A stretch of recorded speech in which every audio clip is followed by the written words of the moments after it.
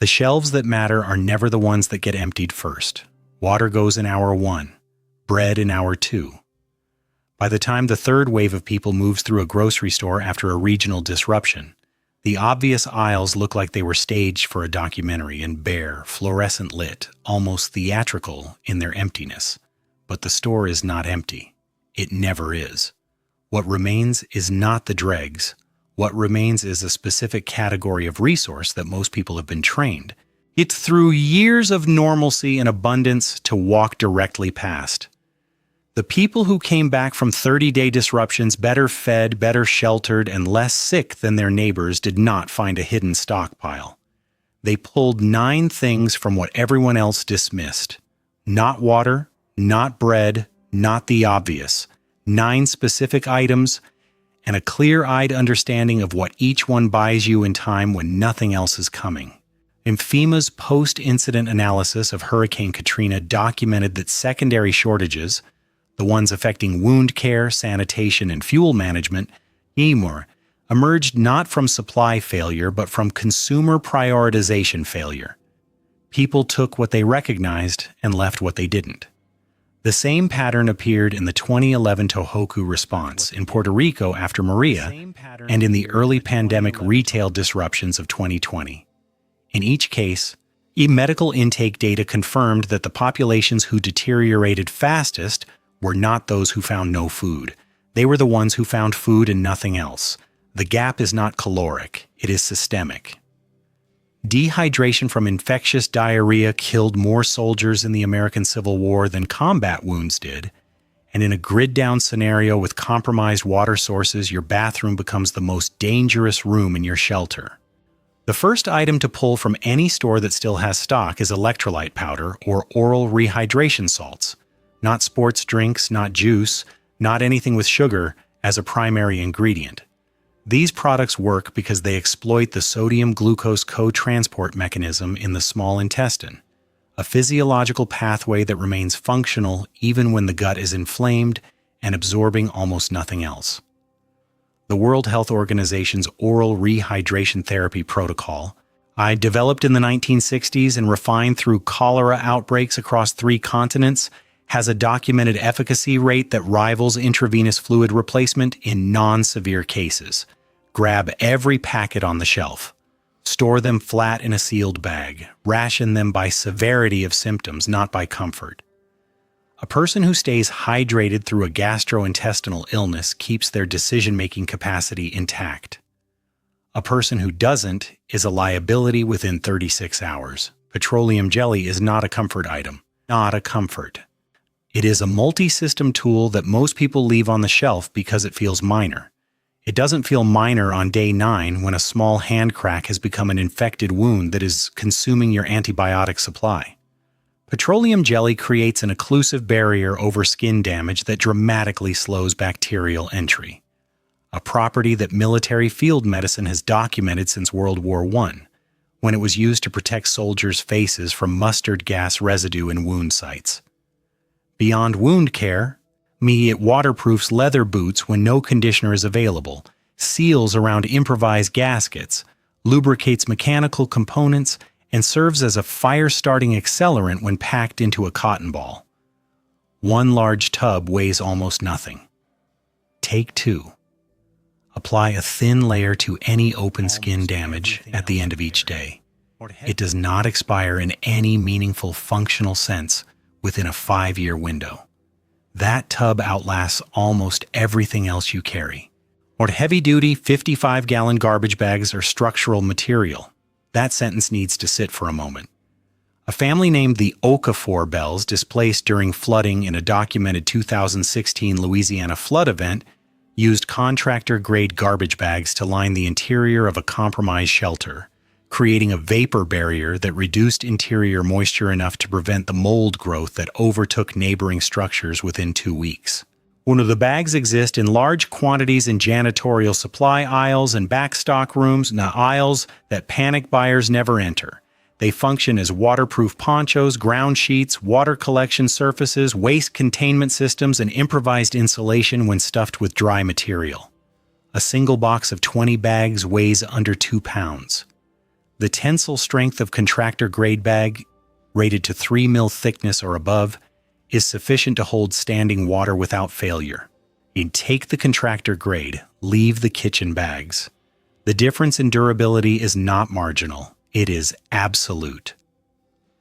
Loperamide, sold generically under several names, stays on shelves during emergencies because people read the packaging and think stomach flu. They are thinking about a bad weekend. They are not thinking about a scenario where waterborne pathogens circulate through a shelter population and the nearest hospital is not functional. Loperamide works by binding to opioid receptors in the gut wall, reducing peristaltic motion and allowing the intestinal lining more time to absorb water from waste material. It does not cure infection. It buys time.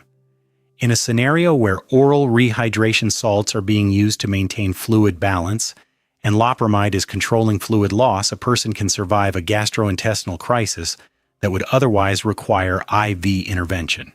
IMFEMA's medical guidance for shelter operators specifically lists antidiarrheal medication as a Tier 1 supply item. Take the maximum stock available.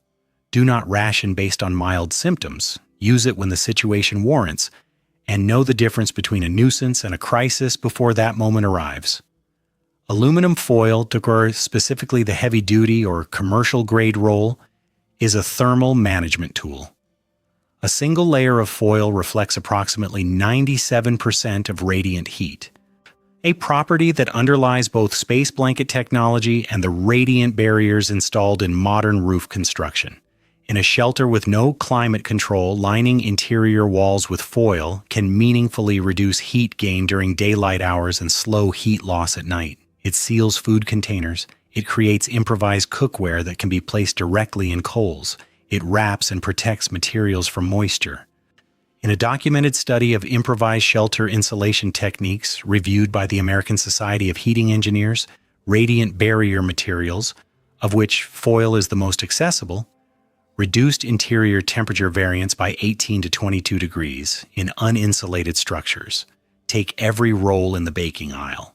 Take the wide commercial rolls if the store has a restaurant supply section. Foil does not degrade in storage. Every roll is a future option you haven't needed yet. A shelter repair that fails because there was nothing to lash it together is not a dramatic event. It is a slow, damp, demoralizing collapse that begins the first night it rains. Paracord and nylon rope stay on shelves during emergencies because people picture them as camping accessories. They are not. They are the connective tissue of any improvised structure, load-bearing system, or equipment repair. A military-grade 550 paracord, so named for its 550-pound tensile strength rating, contains 7 inner strands that can be removed and used independently as suture material, fishing line, snare cordage, or thread for gear repair. In a documented civil defense review of the 1980 Mount St. Helens evacuation, relief workers noted that the shelters that remained structurally sound through the first 10 days shared one common feature. Occupants had secured tarps, panels, and roof materials with cordage rated above 200 pounds. Grab every skein on the shelf. Learn the bowline and the trucker's hitch before you need them. Tie nothing with a knot you cannot release under tension. Reading glasses sit in a wire rack near the pharmacy counter of almost every grocery and drugstore. They cost between $2 and $6. They are almost never taken in an emergency. At hour 60 of a regional blackout, a man named Curtis Prewitt could not read the dosage instructions on his wife's medication because his prescription glasses were in a car that had been rear-ended at an evacuation checkpoint. He guessed. He was wrong by a factor that required a second intervention. Non-prescription reading glasses, available in strengths from +1 to +3.5, restore functional near vision for the majority of adults over 40, regardless of their underlying prescription complexity, in most practical task scenarios, reading labels, performing first aid, navigating printed maps, examining wounds. Take one of every strength. Distribute them across bags. If your group has 4 people over 40, that's 4 people who can read, navigate, and treat without error. That is not a comfort consideration. That is operational capacity. Unscented liquid bleach with a sodium hypochlorite concentration of 8.25% is a water treatment agent, a surface disinfectant, and a sanitation tool. And most people know this. What most people do not do is take it. They take water. They do not take the thing that makes water safe at scale.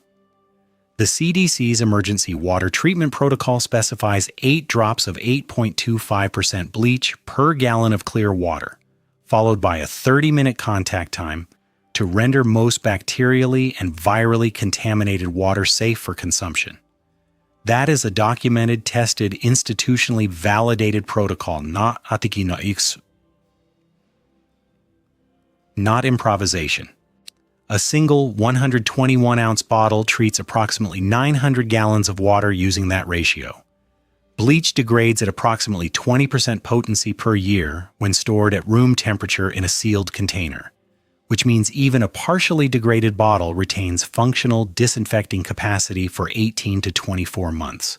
Take every bottle that is unscented and at the correct concentration. Leave the scented variants. Fragrance compounds are not documented to affect disinfection, but they create unpredictable interactions with some waterborne contaminants. Unscented only, every bottle. The family that survives month 2 is almost never the family with the most food. It is the family that can still account for what they have, who took what, and what decisions were made on which day. Spiral notebooks and permanent markers are the inventory and communication infrastructure of a disrupted household. And they are never taken from store shelves in emergencies because they carry no survival connotation in the minds of people under stress. Write down your water treatment ratios. Write down medication dosages and schedules.